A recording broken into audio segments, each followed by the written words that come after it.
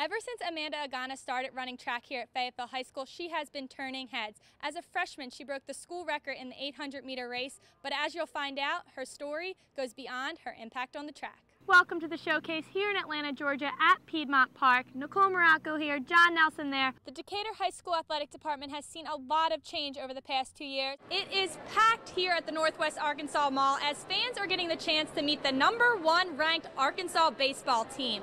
As you can see, coaches and players are signing autographs. The team's first game is right here in Baum Stadium on February 15th at 3 o'clock. In Fayetteville, Nicole Muracco, 5 News Sports. Every pull-up they do and every weight that they lift is for a purpose. And for a few people in this very gym, it has changed their life for the better. Look up and down the roster of the Arkansas women's tennis team, you'll see there is a huge international presence. Over the past few years, the Fayetteville versus Bentonville girls volleyball matchup has grown into one of the biggest rivalries across the state of Arkansas. It's been 7 months to the day that John L. Smith was named interim head coach, and this morning he found out he will no longer lead the team. We take a look back at the John L. Smith era. Tomorrow night, the Greenland Pirates will take the field behind me for their quarterfinal playoff game, and for the second week in a row, they come in as the underdog, but that has not fazed them one bit.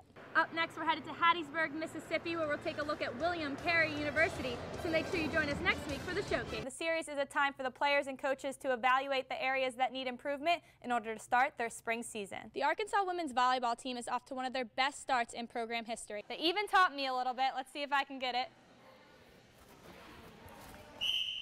The second annual Toys for Tots charity golf tournament teed off here at the Springdale Country Club. 24, the number of freshmen and sophomores listed on the Arkansas women's soccer roster. And under first-year coach Colby Howe, this young team has seen some success, and the future looks bright. Yes, it is. The city of Montgomery will be playing host to 9 conference championships. It's not only an exciting time for the city, it's also a really exciting time for the conference. The West Fork High School cheerleading squad took 3rd place at last year's state competition. This year, they're looking to go back and reclaim their state crown. The Rogers Heritage High School gym was jam-packed on Saturday as it hosted the largest youth wrestling tournament in the state of Arkansas. The Arkansas women's basketball team is off to an impressive 8-1 start to the season, with their only loss coming to a top 20 Oklahoma team by 3 points. Coach Collin couldn't be any happier with his squad. Good job! All right, so you've all heard of Air Bud. Well, this is Arkansas's very own version, and she's known as Air Chloe. Another day, another win here at Bud Walton Arena, and this one was a nail-biter to say the least. Bo, what does this win mean for the team? A little Bud Walton magic, right? If you've watched any West Fork High School football games, you've probably heard the name Wyatt Montgomery. He did some pretty spectacular things this year right on this field. But after football, he packs up his pads and starts something a little different. After football season, I participate in cheerleading. I am a hardcore cheerleader, I pretty much consider myself. Wyatt racked up 1,042 rushing yards, 10 rushing touchdowns, and 5 sacks this season for the West Fork football team. So you might be wondering why the star football player does cheerleading in the off-season. The answer isn't what you might be thinking. A lot of people think it's about girls and guys just want to go, be with girls, and they think that's the fun thing. But cheerleading is a sport, and it's ridiculous. It's hard, and I'm a competitive person. I like to compete, and I like to be better than everybody else, which is that's just my personality. I knew that we could be better, and I knew that I could help the team, and I felt like I was good at it, and I felt like it was something that I really wanted to do, and I caught my interest quickly. The West Fork cheerleading team is traditionally known for having boys on the squad, but since Wyatt joined last year, the number has skyrocketed.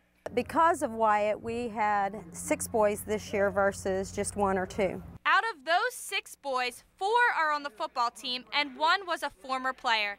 Head football coach Rodney South feels cheerleading helps improve his players on the football field. I think with all the young men are doing cheerleading, I think the big thing is the flexibility side of it. Just the stretching that they do, and I think that has helped them so much. And for Wyatt, he credits a lot of his success this season on the football field to cheerleading. It really helps though because we stretch and we jump, and coming out here I don't get injured. I didn't get injured near as much as I have in the past because it's so much more physical and agile cheerleading is. And when you get out on the field, it really helps you. And luckily for the football and cheerleading teams, Wyatt is only a junior and will be back to play and cheer next year. In West Fork, Nicole Muracco, 5 News Sports. One thing that's been undeniable this whole time is the connection between you and Tyler. I mean, you've broken school records, conference records. Just how does it feel to leave here with your name in the record books? Me and my mom were just talking about it because she was like, you know, somebody told me, Kobe. I was like, no, and she was like, it's like you made history at Arkansas, and so did I, because my mom, she played here. She was like one of the first 2 African American women to play sports at University of Arkansas. She played basketball here. It really hasn't hit me yet. I guess I'm young-minded, but I'm sure when I get older, my kids and all that stuff, I'm like, hey, Dad, you know, you did pretty good things at Arkansas, so I guess it's a pretty good deal. Over the past this season, there's been a lot of criticism and harsh criticism against the coaches. And after last game, you tweeted something pretty emotional. You said, "I love my head coach. Say what you want." Just talk about that a little bit. Yeah, it's just. I'm not really a Twitter guy. I know like a lot of fans, they got like a lot of opinions, so I really don't try to hold my my emotions on Twitter. But it's just like, you know, he's the guy that, you know, he's our leader that we chose and that we, you know, everybody were excited for. He's the guy that we wanted to bring in here, and he's just the guy that we're going to stand behind until this thing is all over. Saturday afternoon is going to be the last time you run out onto the field as an Arkansas Razorback. Just kind of describe how that moment's going to be, you think? I think it'll be like a bittersweet. I feel like I really won't realize like what's taking place. I think probably maybe like a week after. I'm like, hey, you know, those days are gone. So like I said, you just gotta go out there and just embrace it. Just feel like, you know, this is the last time you'll be out here with your teammates. This last time I just want to go out there and have fun and really go out there and just compete with my teammates as hard as I can. So over the past 4 years, what has been your most memorable moment? Memorable moment. I guess after the LSU win 2 years ago, I think that was a big step in this program. The whole state of Arkansas was just happy after that game. For giving that berth to the Sugar Bowl, it just means a lot, you know, for this program to show the whole country that, you know, where this program is headed, and you know, to think about, you know, it goes back and you're like, hey, I had part of that, and it feels good.